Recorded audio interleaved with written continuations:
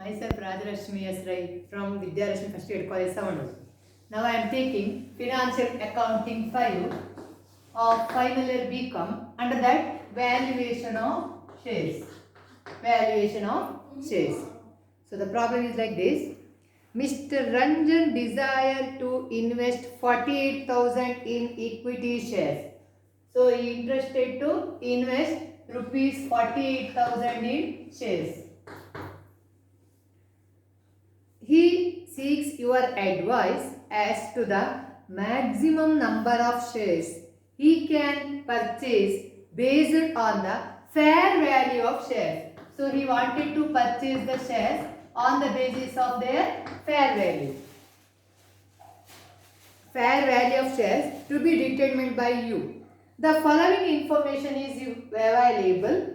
So information is given like this. 6% preferred shares of rupees 100 each. Then equity shares of rupees 10 each. So this is given. Total it is 9 lakh. Then it is given average net profit after tax is rupees 75,000. Next, expected normal rate of return is 6%. That is NRR is 6%. In similar companies, it is found that net assets on revaluation are worth rupees 70,000 more than the book value. So the market value of the asset is more than rupees 70,000. So it is more than 70,000. So more than the book value, that is 70,000. So book value plus 70,000. So this is the problem. Then how to solve the problem? See here, it is given we have to purchase the shares on the basis of its fair value. That means we have to find out the fair value of the shares. So how to find out the fair value of shares? So fair value of the shares means it is net or intrinsic value of the shares plus yield value divided by 2. So we can find out the fair value of the shares by finding out the intrinsic value of the shares plus yield value divided by 2. So ಅಲ್ಲಿ ಕೇಳಿದ್ದಾರೆ fair value of shares ಅಲ್ಲಿ 48,000 ಅನ್ನು ಹೇಗೆ invest ಮಾಡ್ತೀವಿ ಅಂತ ಕಟ್ಟಿದ್ದಾರೆ. So how to find out the fair value? So intrinsic value plus yield value divided by 2 is equal to fair value of shares. So we have to first find out the intrinsic value of shares.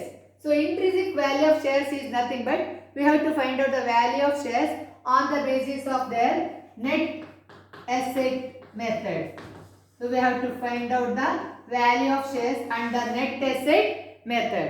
So net asset method alli now find out madbi.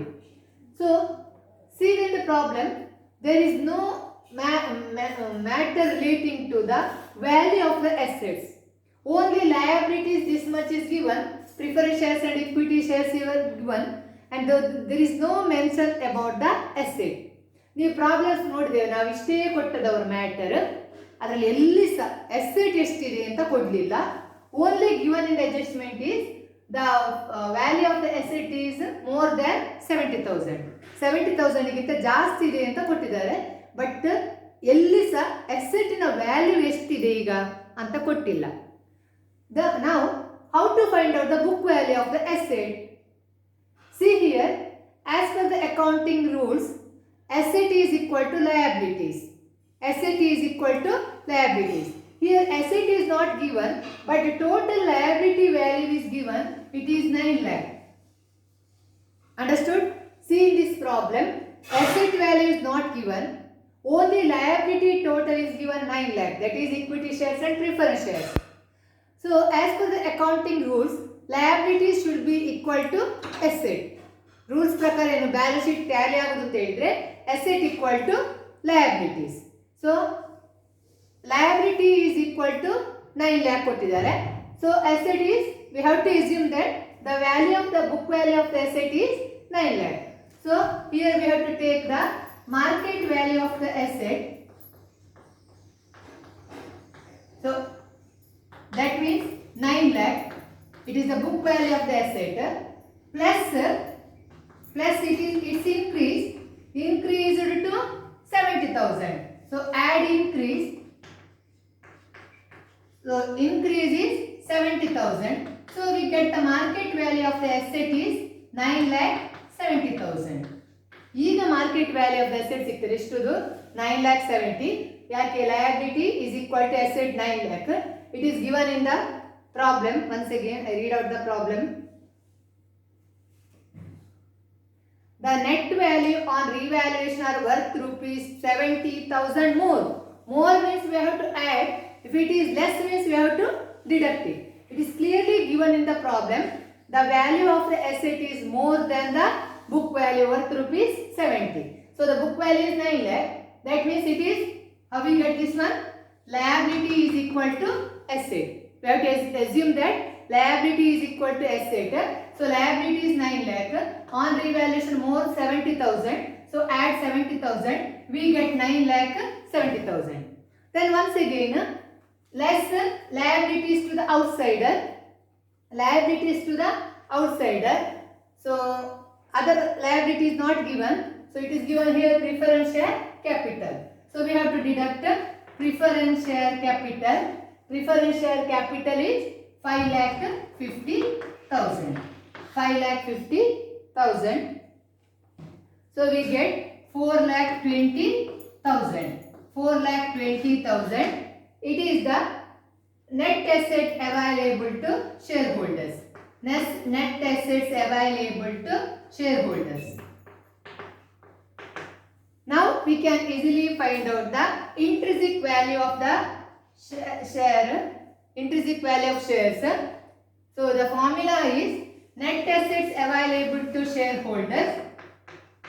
Net asset available to shareholders divided by paid up capital into 100. Paid up capital into 100. So profit available. So profit available to shareholder is nothing but 4,20,000 divided by paid up capital is, so it is given 3,50,000. 3,50,000 into 100 into, we get intrinsic value of share is 12. So idannu net assets available to shareholder is same. Here we have to write profit available to shareholders. It is the one and the same. Divided by paid up capital into 100. Sorry, it is not paid up capital. It is number of equity shares. Number of equity shares. So it is given 3,50,000 amount. Each share value 10. So number of share is 35,000. That means 3,50,000 divided by 10. So 35,000. So number of equity shares into 100.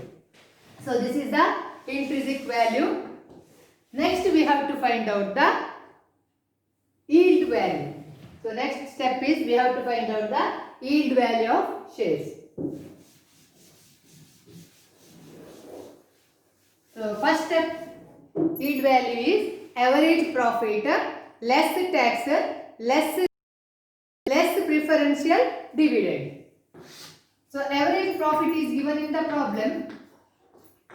Average profit is given, it is 75,000. So from this we have to deduct the tax, but the tax is not given, as well as general reserve is not given, transfer to reserve is not given, but dividend is preference shares is given. So we have to deduct the dividends on preference shares. So average profit ಇಂದ tax less ಮಾಡಬೇಕು, reserve less ಮಾಡಬೇಕು, preferential dividend less ಮಾಡಬೇಕು. ಈ problem ಅಲ್ಲಿ ಅದು ಎರಡನ್ನೂ ಕೊಟ್ಟಿಲ್ಲ, tax ಅನ್ನು ಕೊಟ್ಟಿಲ್ಲ, ಟ್ರಾನ್ಸ್ಫರ್ ಟು ರಿಸರ್ವ್ ಕೊಟ್ಟಿಲ್ಲ, ಬಟ್ ಪ್ರಿಫರೆನ್ಸ್ ಶೇರ್ ಕ್ಯಾಪಿಟಲ್ ಕೊಟ್ಟಿದ್ದಾರೆ. ಅದರ್ಥ ನಾವು ಪ್ರಿಫರೆನ್ಷಿಯಲ್ ಡಿವಿಡೆಂಟ್ ಅನ್ನು ಲೆಸ್ ಮಾಡಬೇಕು. So from this average profit we have to deduct the preferential dividend.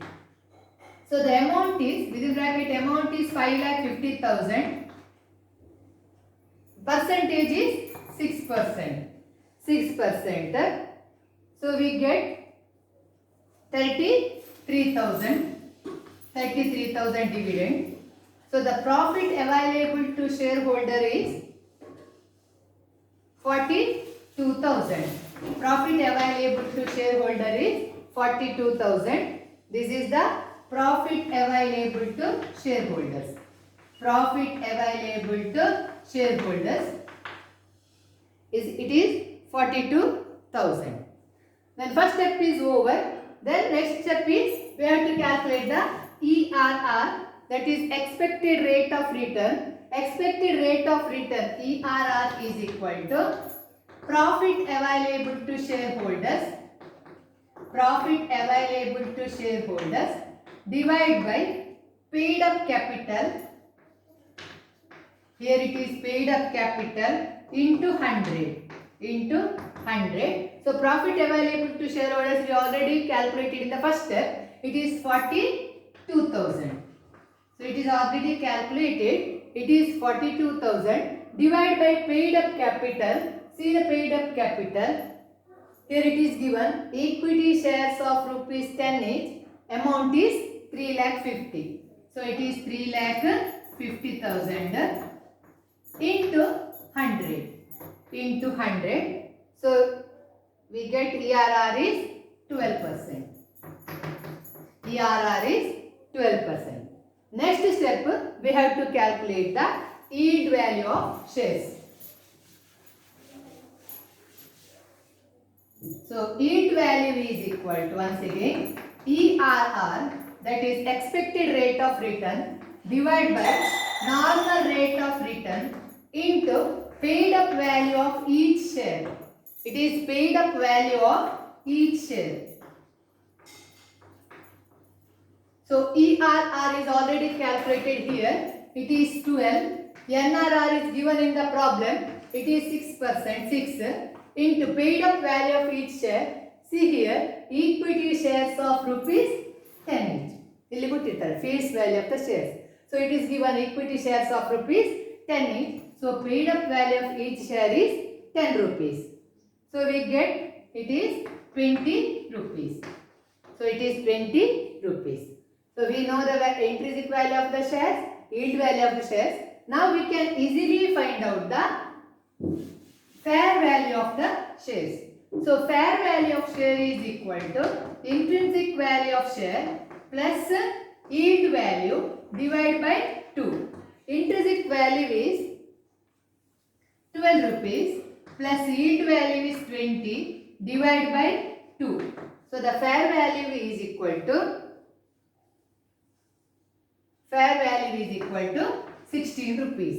Fair value is equal to 16 rupees. The question is like this. Mr. Ranjan desired to invest 48,000 on equity shares of MCR Limited. He seeks your advice as to the maximum number of shares. ಎಷ್ಟು maximum shares ಅವನಿಗೆ 48,000 ಅಲ್ಲಿ purchase ಮಾಡಬಹುದು. Advice as to the maximum number of shares he can purchase based on the fair value of the shares. So 48,000, fair value is 16,000. So how much maximum value of shares he can purchase? So maximum number of shares. Therefore, maximum number of shares he can purchase is equal to value he is investing. It is given he is investing 48,000 divided by fair value of the shares 16 rupees. So he can purchase 3,000 shares. So he can purchase, it is not rupees, it is a number of shares. So we have to write 3,000 shares. 3,000 shares. So 48,000 amount ಅವನಲ್ಲಿ ಇದ್ರೆ fair value 16 rupees ಆಗಿದ್ರೆ ಅವನಿಗೆ ಈಗ ಎಷ್ಟು shares purchase ಮಾಡಬಹುದು? 3,000. So with the fair value of 16 rupees out of 48,000 he can purchase total 3,000 shares. So over